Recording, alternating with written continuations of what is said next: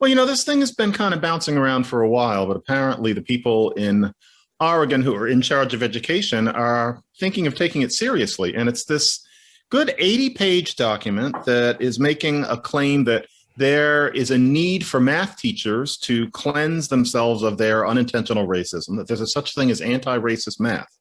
Now, anti-racist math is partly calling attention to Black mathematicians and calling Black students' attention to the potential of being in STEM fields. All of that is fine, but that's not what most of this document is. This document actually outlines, these are serious people who outline explicitly that it is racist to teach math to Black kids in a way that expects them to actually get the exact answers. And I'm not kidding. The document actually specifies, these are people with straight faces, that when you're teaching Black kids, the anti-racist way of teaching is to teach them to think of math conceptually rather than as a matter of procedure, which in this case, what they're talking about, what they fill out when they talk about, is that you don't necessarily need them to get the right answer and learn how to do math. You are doing fine if you're just teaching them what math is for, what the general aim is. And you're not supposed to have students raise their hand before they talk because there's something patriarchal about it. The teacher is not supposed to be superior to the students. The idea is not that the teacher teaches and the students learn, but that everybody learns together. That students are not supposed to be put into helper-helpee relationships because that implies hierarchy and that's racist. But most importantly, the idea is that we're supposed to wrap our heads around the notion that it is unfair to expect Black kids to actually get the answers, and that if they're not coming up to your expectations, it's racist of you to think that that's a problem. Rather, you should adjust your expectations and understand that it's racist to expect Black kids to actually do math. Now, it's important here to understand what John McWhorter and this Oregon Anti-Racist Math Initiative, also known as ethnomathematics, are referring to as racism in this context. Normally, we think of racism as the conscious dislike or mistreatment of an individual based solely on their race, as this is the classic definition you will find in any dictionary. But this is not the definition of racism being used by these so-called ethnomathematicians. The definition being used by this group of far-left progressives is the highly contested and problematic format of this term, in which racism is not an individual's bigotry or prejudice towards another individual based solely on their race, but instead, racism is a systemic, society-wide problem based on unfair power dynamics that oppresses a group of people and keeps them down. On this second unofficial definition of racism is less of an individual problem based on the feelings or bigoted ideas of one person towards another, but instead a massive, sweeping, society-wide pandemic based on unjust institutions and imbalanced social structures. So the way that social justice advocates can say that attempting to hold Black kids to the same standards as white kids is racist is by making the claim that there are vast, unjust, systemic disadvantages that Black people as a group face, which make learning math difficult or impossible, and that because of this structural social reality, expecting Black kids to perform to the same standards as everyone else is racist. Do you actually, in the Substack newsletter post, quote from the document itself? I do, extensively. Are you in a position to be able to give us just the flavor of what's actually being said in this teacher's guide? This is a guide to instructors who are in K through 12 or probably K through 8 math classes about how to engage in anti-racist pedagogy while they're teaching math to their students. So John's just given a summary, but I think if we can share some of that explicit language, it'll help to focus this. The framework for deconstructing racism in mathematics offers essential characteristics of anti-racist math educators and critical approaches to dismantling white supremacy in math classrooms by visualizing the toxic characteristics of white supremacy culture. Okay, that's nice. At another point, we have to make sure that the kids are, quote unquote, reclaiming their mathematical ancestry. The idea is that we have to learn about Black mathematicians in the past. We have to reclaim. Okay, that's fine. It's not okay. Excuse me for interrupting. I don't think that's okay. I'm happy You to say don't think why. so? I'm happy to say why later. A focus on getting the quote unquote right answer, and it's in quotes. A focus on getting the quote unquote right answer is, and then in italics, perfectionism, or it's either or thinking, which is apparently racist. The idea that it's either one thing or the other, i.e., logic, discrimination, science, racist to expect Black kids to think that way because we're just all so goddamn holistic. Apparently, that's the idea. Also, paternalism and power hoarding. Requiring students to raise their hand before speaking can reinforce paternalism and power hoarding, in addition to breaking the process of thinking, learning, and communicating. And you know, something typical of documents like this, I've seen this sort of thing also argued about language arts in the past, is that often a lot of big words, but always a little bit awkward. It always reminds me of the old In Living Color routine where Damon Wayans used to do this guy in prison, and he's educated himself in prison, and he's using all these big words.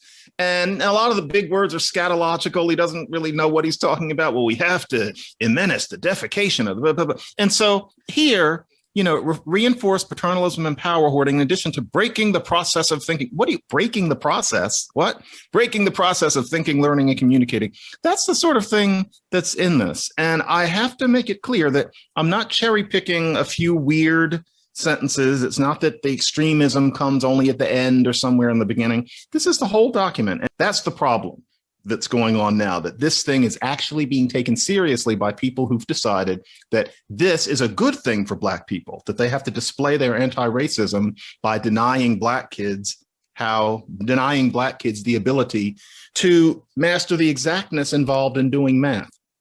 I think this is truly a terrible thing. I feel condescended to as a Black person. And I think that everybody in the country should be on guard for their school board possibly taking any nonsense like this seriously. The reason I was objecting to the mathematical heritage stuff is I don't understand why a quote unquote white mathematician who might have lived 150 years ago or 500 years ago isn't also a part of the heritage of a kid who sits in the West in the year 2021, a kid whose parents, whose grandparents, whose great-grandparents, and whose great-great-grandparents were born in the West.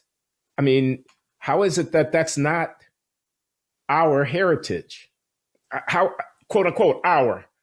How's that not our heritage?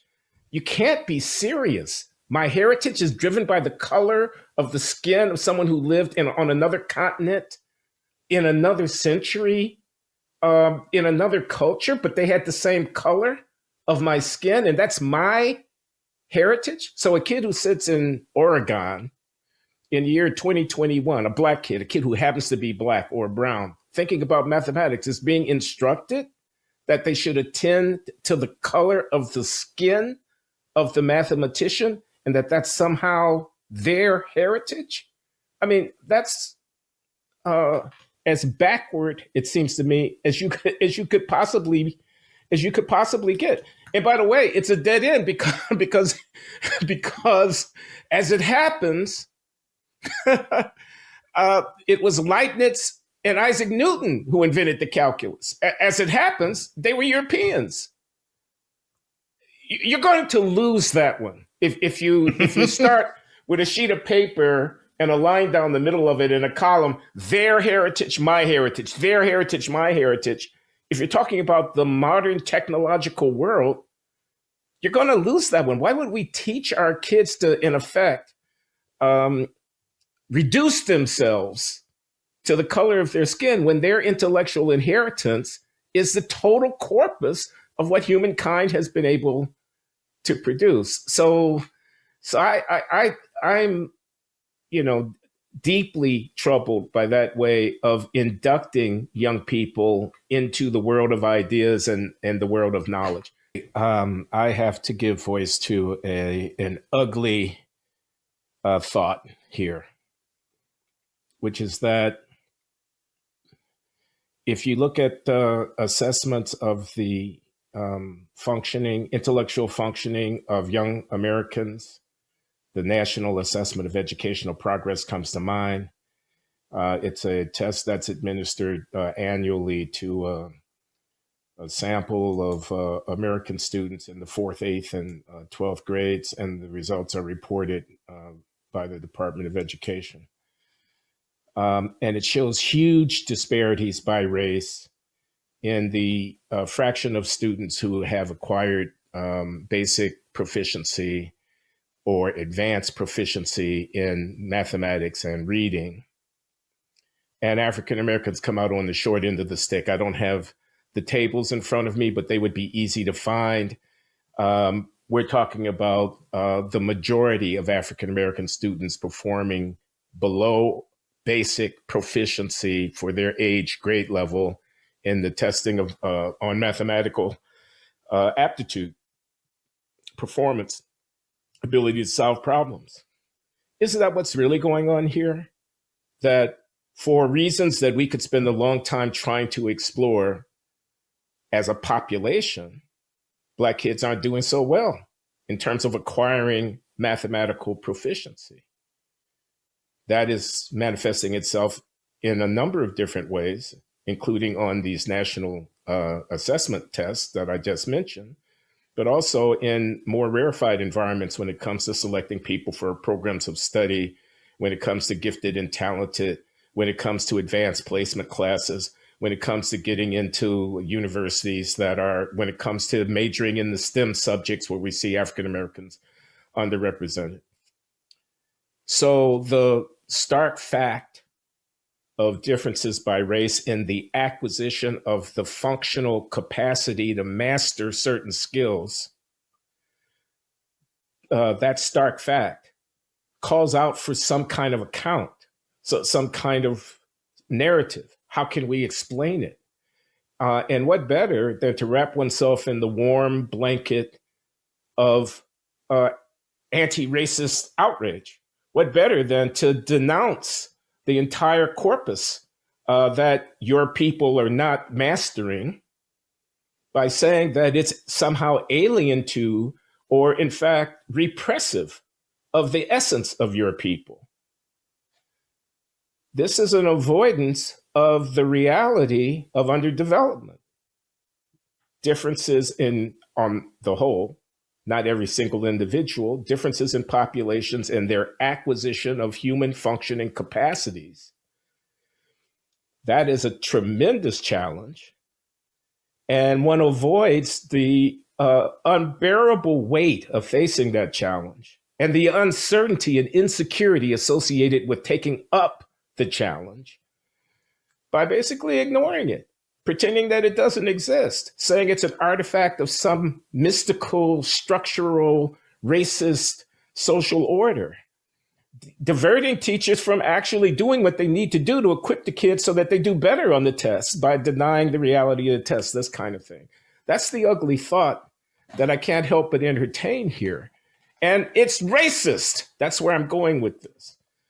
It seems to betray a lack of confidence in the capacities of our people to actually do what everybody else in the world, by the way, in the world, go to China, find out what they teach, how they go to Pakistan, for crying out loud, go to Ceylon, Sri Lanka, and find out what they're teaching there. Those kids are learning mathematics. But the descendants of African slaves here in the rich and powerful country of the United States of America, with every opportunity, are going to be presumed a priori not to be capable, because that's, in effect, what you're saying. We can't cut it. You're trying to change the name of the game, but what you're really saying is, we can't cut it. That's racist. When Glenn Loury is using the word racist in this context, he's using the mainstream dictionary definition that we all know. He's making the claim that attempting to hold black kids to a lower standard than all the other kids betrays a lack of confidence in the ability of dark-skinned people to perform at a level that all other human beings are capable of performing. This ethnomathematics quote-unquote solution to the problem of disparate outcomes in the education system is, according to Glenn Lowry, based on a quintessentially racist way of thinking.